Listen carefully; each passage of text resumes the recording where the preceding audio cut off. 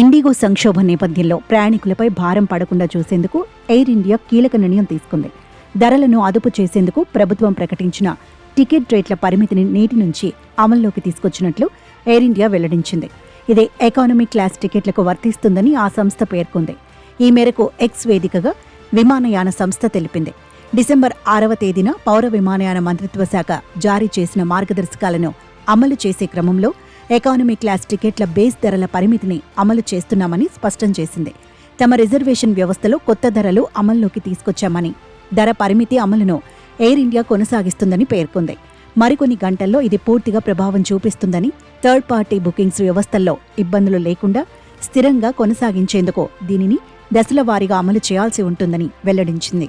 ఈ మార్పులు జరుగుతున్న సమయంలో ఎవరైనా ఎయిర్ ఇండియా ఎకానమీ క్లాస్ టికెట్లను నిర్ధారించిన బేస్ ధరల కంటే ఎక్కువకు బుకింగ్ చేసుకుంటే ఆ వ్యత్యాసం మొత్తం రీఫండ్ చేస్తామని ఎయిర్ ఇండియా స్పష్టం చేసింది.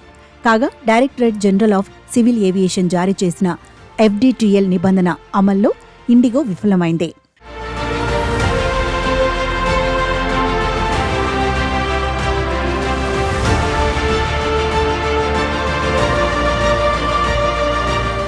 దీంతో వందల సంఖ్యలో విమానాలు రద్దు చేయడంతో ఎయిర్పోర్టుల్లో భారీ సంఖ్యలో ప్రయాణికులు తీవ్ర అవస్థలు ఎదుర్కొంటున్నారు.